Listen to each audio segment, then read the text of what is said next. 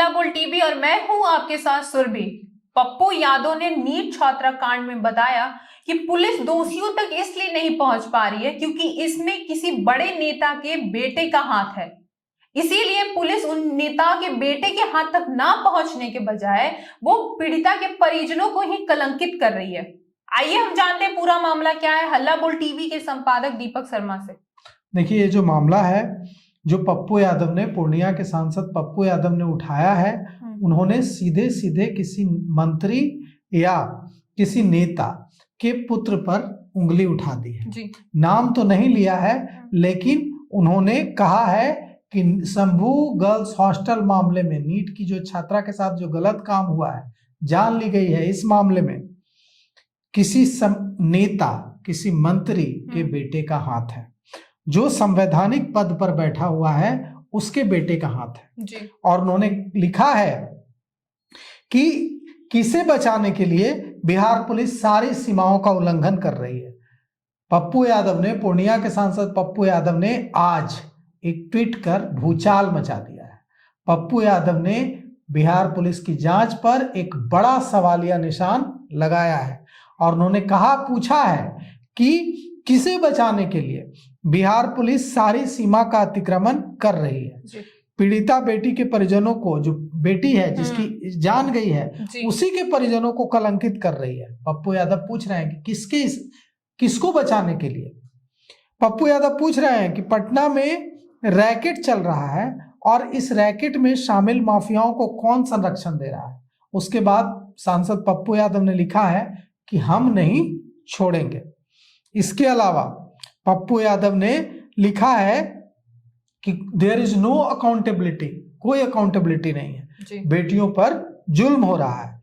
Girls hostel उनकी जिंदगी, आबरू को नीलाम करने की सबसे बड़ी मंडी बन गई है, पर फर्क किसी को नहीं पड़ता क्योंकि टीना फैक्टर है। सरकार की कोई जिम्मेदारी ही नहीं है।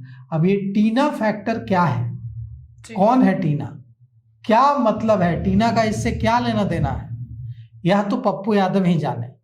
और अगर पप्पू यादव के पास इस मामले की इतनी ज्यादा जानकारी है तो एक सांसद होने के नाते, एक जनप्रतिनिधि होने के नाते उनको बिहार पुलिस मुख्यालय के वरिष्ठ अधिकारियों से संपर्क करके अपनी सूचनाएं शेयर करनी चाहिए, जानकारियां साझा करनी चाहिए और बताना चाहिए कि ये जो जांच है ये गलत दिशा में जा रही है, परिजनों पर उंगली जो उठाई जा रही है वो गलत है। फला नेता, पप्पू यादव को किस बात का डर? पप्पू यादव तो सांसद हैं जी हाँ। और पप्पू यादव को बिहार में डरने की भी जरूरत नहीं है, इतने कमजोर भी नहीं है अपने पप्पू यादव। तो पप्पू यादव के बारे में अगर किसी को नहीं पता है तो समझ लीजिए पप्पू यादव डरने वाले आदमी नहीं है। नहीं, बिल्कुल। तो पप्पू यादव को अगर किसी तरह की सूचना है इस मामले में तो उन्हें जाकर पुलिस एसआईटी से मिलकर के शेयर करनी चाहिए, बताना चाहिए उस नेता का नाम, जिसका बेटा, मंत्री का नाम, सांसद का नाम, पूर्व सांसद का नाम, जिसका बेटा इसमें शामिल है।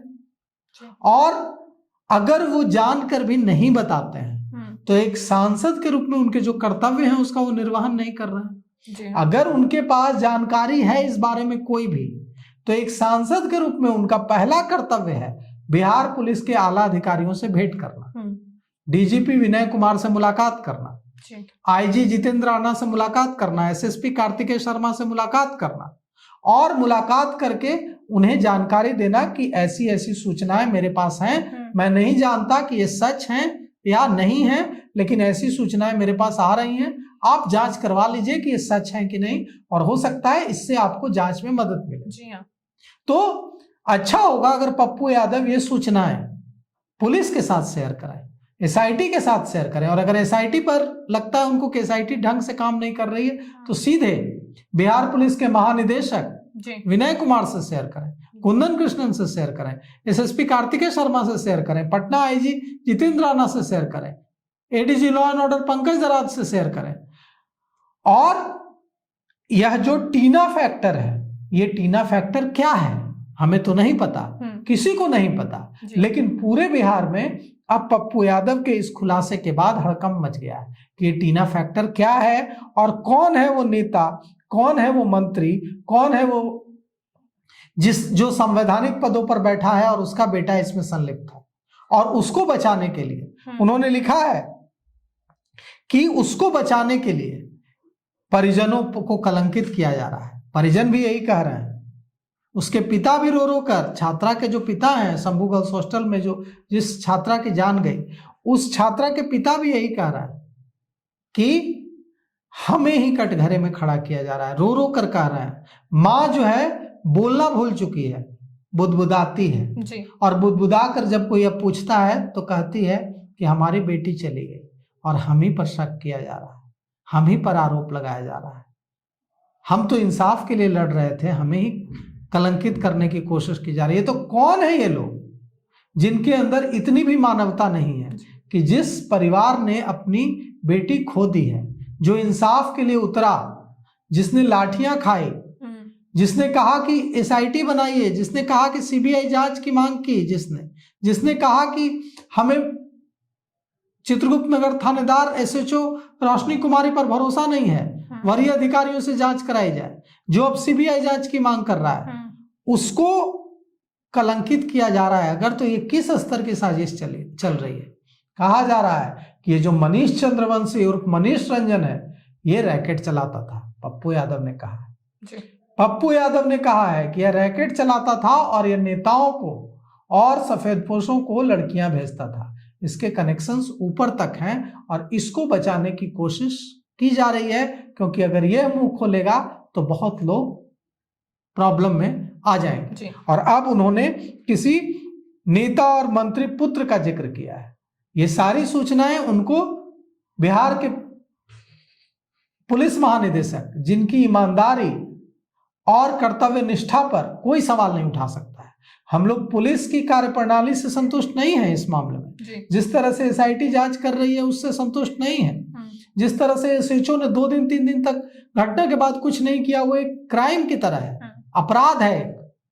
लेकिन यह भी सच है कि बिहार के पुलिस महानिदेशक विनय कुमार की ईमानदारी और उनकी कर्मठता पर कोई सवाल नहीं उठा सकता।